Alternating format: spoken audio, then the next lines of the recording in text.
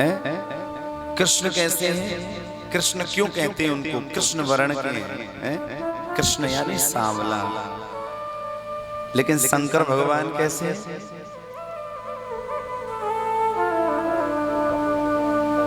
कर्पूर गौरम करुणावतारम संसार सारम भुजगेन्द्रहारम सदा वसन्तं हृदयारविन्दे भवं भवानी सहितं नमामि। कैसे? फिर गौर करिए। कर्पूर गौरम करुणावतारम। कैसे महाराज? कैसे? कर्पूर गौरम। कपूर देखा है अग्नि में? कपूर कैसा होता है? वाइट, श्वेत। भगवान शंकर कैसे? भक्क भूरे, वाइट, एकदम क्लीन, वाइट, श्वेत। कर्पूर गौरम, जिसका कपूर के समान वर्ण है। कर्पूर गौरम, करुणा, जो करुणा के अवतार है। संसार सारा है। कैसे महाराज? कपूर के समान गोरे, सब में मालूम है। लेकिन भगवान शंकर थे कही देवता लोगन ने, प्रभु तुम सबसे ज्यादा सुंदर हो। अच्छा, सुंदर व्यक्ति इतरावे ज्यादा है। सुंदरता में भी एक अवगुण आ जाता है, वो थोड़ा इतलावे वही है ना। तो लेकिन देवताओं ने कहा बाबा तुम तो इतने सुंदर हो, फिर भी तुम्हें अच्छी अच्छी ड्रेस बनवा लेनी चाहिए, चकाचक वाली। खूब शेरवानी पहनो, खूब कुर्ता धोती पहनो, राजसी वस्त्र। कहा तुम मृगछाला पहनते हो, पैर के अंगूठा से लेके और चांद सिर शिखा तक भस्म लपेटे रहते हो। आँखन में भस्म, गालन पे भस्म, गले और तो और दुनिया तो कुंडल पहने सोने के, तुम्हारे कुंडल तो सांप बिच्छू हैं। बिच्छू लटक रहे हैं कानन में, गले में भुजंग है, कालो सर पर। इतने सुंदर हो तुम, फिर इतने गोरे होने पर भी तुम अपने मुंह पे इतना कुछ भस्म लगाए रहते हैं, सुंदर क्यों नहीं बनते हो? बोले देवताओं, अपने स्वामी से ज्यादा सुंदर बनना नहीं चाहिए। स्वामी बोले तुम सबके स्वामी, तुम्हारा कौन स्वामी? बोले राम और कृष्ण है ना, वो मेरे प्रभु हैं, आराध्य हैं। और कृष्ण भगवान के आराध्य हैं शंकर। बोले मैं नहीं चाहता कि मैं राम और कृष्ण से ज्यादा सुंदर लगूं, इसलिए मैं अपना रूप औघड़ बनाकर रखता हूं। एक बात और बताएं, स्वामी हो तो सेवक को ज्यादा नहीं सजना चाहिए, और गुरु से ज्यादा शिष्य को नहीं सजना चाहिए, और पति परदेश चला जाए तो स्त्री को भी ज्यादा नहीं सजना चाहिए। इस शास्त्र का ले।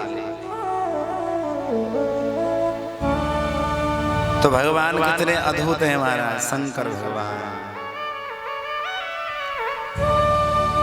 तीनों लोकों में महाराज शंकर भगवान का गुंजन होता है।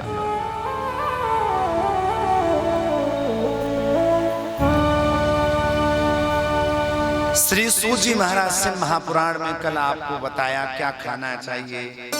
व्रत, शिव महापुराण के व्रत धारण करने वाले व्यक्ति को, है ना, हाँ तो बता रहे थे फौजी भैया, बोले भैया हम तो दे दे सब, तुमने कहीं बैंगन नहीं खाना चाहिए तो बैंगन। ठीक है। तो रुद्राक्ष धारण करने वाले को, शिव उपासक को और तुलसी धारण करने वाले को भी लहसुन प्याज का निषेध है, कल बताया। और कथा में जो कथा श्रवण करे, श्रोता को और वक्ताओं को दोनों को निषेध है। आगे कथा वर्णन करते हैं, सृष्टि का वर्णन होता है शिव महापुराण में। सृष्टि का वर्णन, भगवान नारायण की नाभि से कमल और कमल से ब्रह्मा का प्राकट्य हुआ। और जब ब्रह्मा का प्राकट्य हुआ, ब्रह्मा जी ने सोचा मैं आया कहां से हूं? ब्रह्मा जी ने सोचा मैं आया कहां से हूं? ये कमल कहां से आया? चारों तरफ देख रहे हैं, जल ही जल दिखाई दे रहा, ब्रह्मा और कमल। ब्रह्मा जी ने सोचा मैं जिस पर बैठा हूं वो कमल है, लेकिन ये कमल भी तो कहीं से आया होगा। ब्रह्मा जी ने क्या किया, सूक्ष्म रूप लिया और उस कमल की डंडी जो नाल होती है उसमें प्रवेश करना प्रारंभ कर दिया। अपनी खोज करने के लिए उसमें प्रवेश कर गए। प्रवेश करते जा रहे हैं, हजारों वर्ष व्यतीत हो गए, सहस्त्रों वर्ष व्यतीत हो गए, चलते चलते चलते चलते चलते, लेकिन उस कमल की डंडी की नाल का अंत नहीं पाया ब्रह्मा जी ने। मैं कहां से आया, कैसे आया, ये शोध बोध करने के लिए थक गए। हजारों सहस्त्रों वर्ष व्यतीत हुए और जब पुनः लौट, इतने वर्ष लौटने में भी लगे, थक गए। आकर के कमल पर विराजमान हो गए।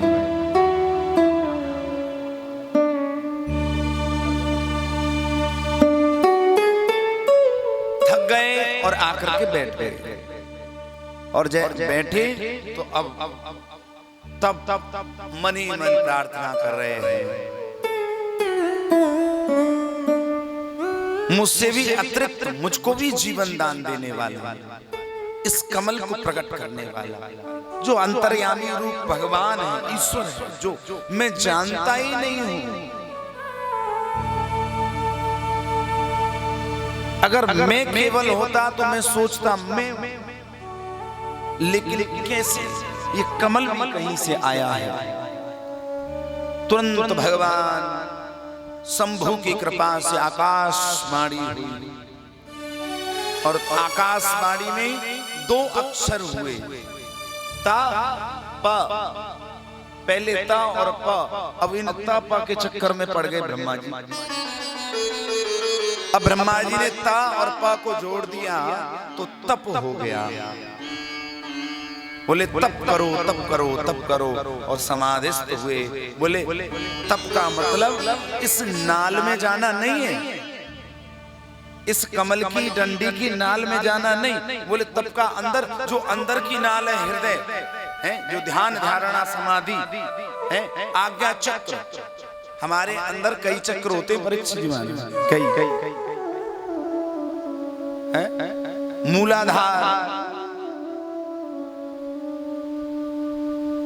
मणि, विशुद्धाख्य, आज्ञा और हमारा सहस्रार चक्र, अनाहत चक्र, कई चक्र होते हैं।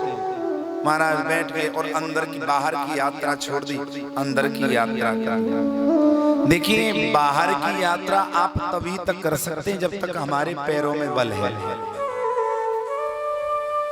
लेकिन जिसने अंदर की यात्रा नहीं की, बाहर की यात्रा भी काम आएगी। क्योंकि हम जब यात्रा करते हैं और तीर्थ में जाते हैं, हमने जितने पाप किए वो तीर्थ में जाकर खत्म हो जाते हैं। ये यात्रा का फल है। लेकिन अंदर की यात्रा महाराज गुरुदेव ने दीक्षा दी है, जो मंत्र दिया है उसका मनन करना है, 5 मिनट ध्यान में बैठना है, ऊर्ध्वगामी होना है। गीता में भी कहते हैं भगवान कृष्ण हे अर्जुन, भ्रकुटी के मध्य में आज्ञा चक्र के पास, और महाराज जो ओमकार का ध्यान करता है वो ऊर्ध्वगामी हो जाता है।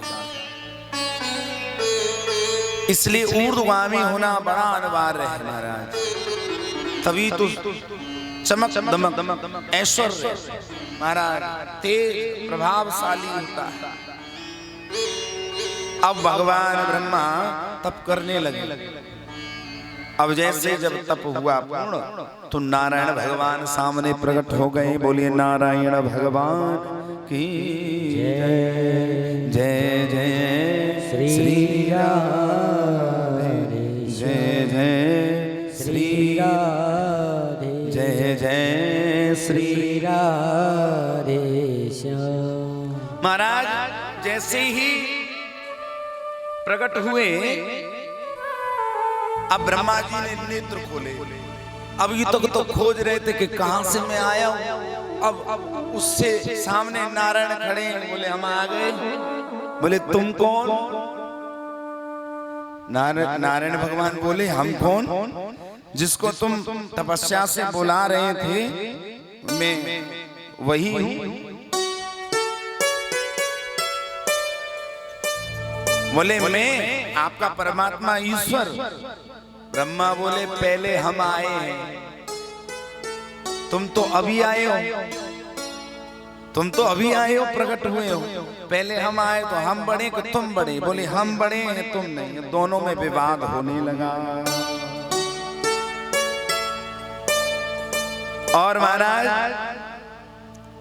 विवाद होने लग गया दोनों में। और यहाँ तक तो महाराज युद्ध की बात आ गई। बोले हम बड़े कि तुम बड़े। फिर क्या हुआ महाराज? उनके ही मध्य में क्या हुआ? श्री सूत जी महाराज कहते हैं अतीन्द्रियमिदं स्थम् मग्नरूपकुमे स्थितम् अस्योर्ध्वमपि चाधश्च आवयो लक्ष्यमेव हि इत विवस्थितो वीरो मिलितो वीरमानिनो तत्परो तत्परीक्षार्थं प्रतस्थाने अतसत्वरम्। क्या हुआ? दोनों में विवाद होने लगा। उसी उन दोनों के मध्य में एक अग्नि से प्रज्वलित एक स्तंभ प्रकट हो गया। स्तंभ, एक अग्नि का स्तंभ प्रकट हो गया जिसका आकार गोल है। अग्नि का स्तंभ जिसमें अग्नि की लपटें, और महाराज स्तंभ प्रकट हो गया। सर उठाकर देख रहे हैं ब्रह्मा विष्णु, कहां तक है ये, कौन है ये? शंकर भगवान अग्नि के स्तंभ के रूप में प्रकट हो गए महाराज। बोले तुम में कोई बड़ा नहीं है। जो मेरे आदि और अंत को जान लेगा, मैं कहां से प्रकट हुआ हूं और कहां तक हूं, वही बड़ा है। ब्रह्मा जी मन में सोच रहे, एक तो बवाली कुछ और है? इतना अग्नि से लपटे।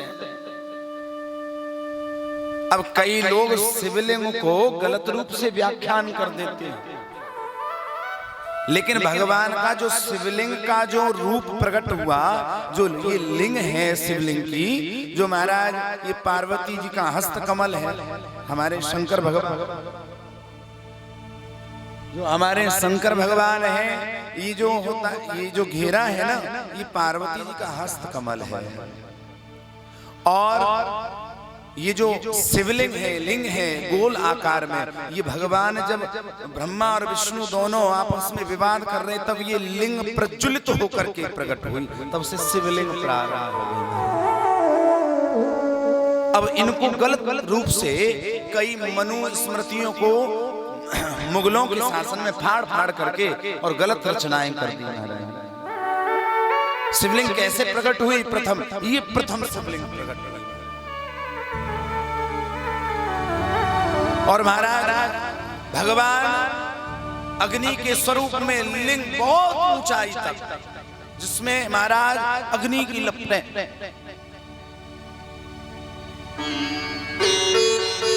ब्रह्मा जी ने कहा हम जाएंगे,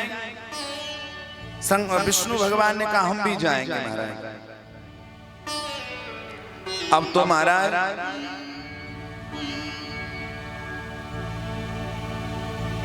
ब्रह्मा जी ऊपर की ओर और नारायण नीचे की ओर खोज करने के लिए चल दिए। और जैसे ही महाराज ऊपर खोज करने के लिए चल दिए तो भगवान नारायण तो जानते हैं शंकर की लीला, थोड़ी दूर गए लौट आए, बोले भैया आंखों पार ना आए, शंकर भगवान है। क्यों? भगवान नारायण के बड़े नम्र है नारायण। लेकिन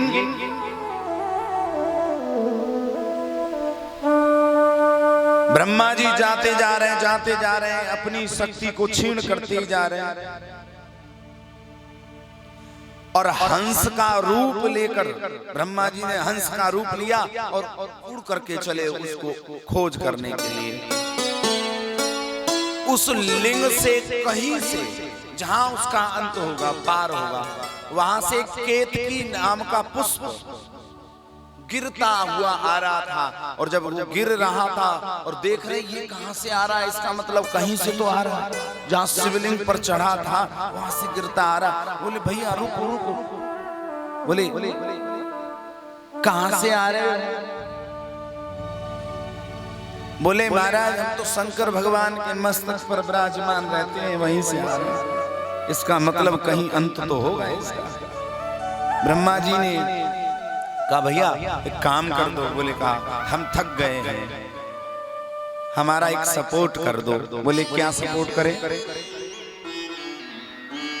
बोले हम जब जाए ना नीचे तो हमारी पक्ष ले लेना। बोले हमने तुम्हारे इस शिवलिंग का, इस लिंग का अंत देखा है, अपनी बातों में फंसा लिया। और महाराज बातों में फंसा लिया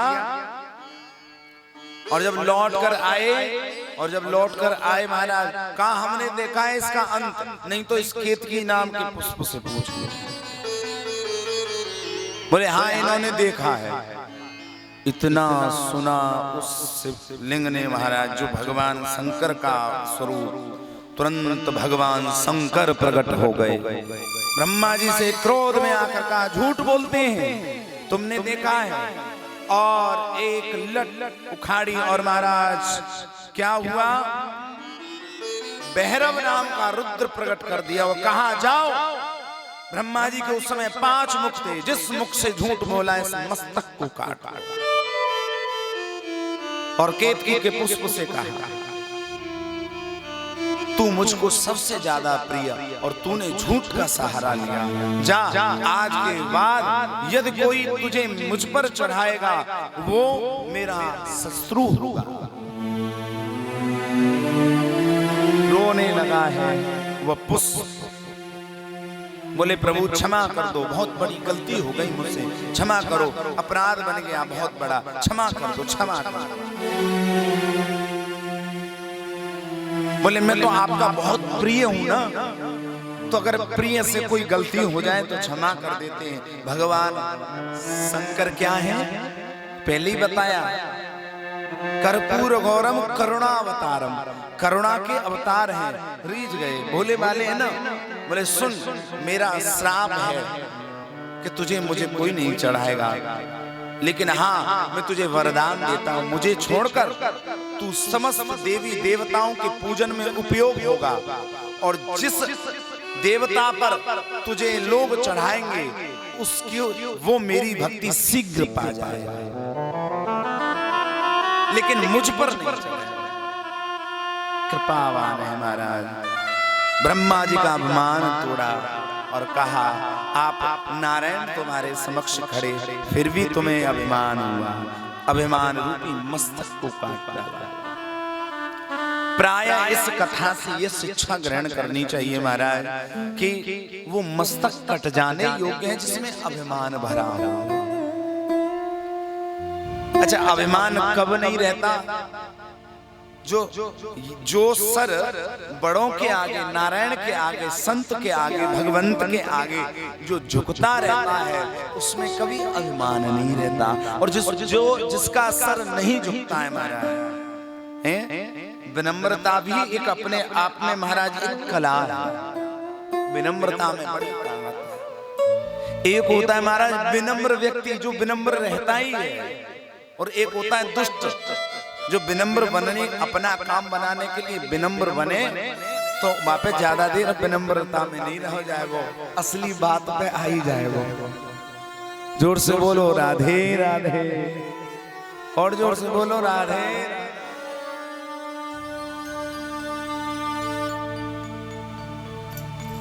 तो महाराज शंकर भगवान की ये कथा अद्भुत कथा है महाराज। भगवान शंकर बड़ी अद्भुत अद्भुत कथा भगवान की इसमें है। नमोस्तुभ्यं भगवते बंधवे विश्वयोनये सहेश्वरवे च दोषाणां संभवे शैलधन्वने।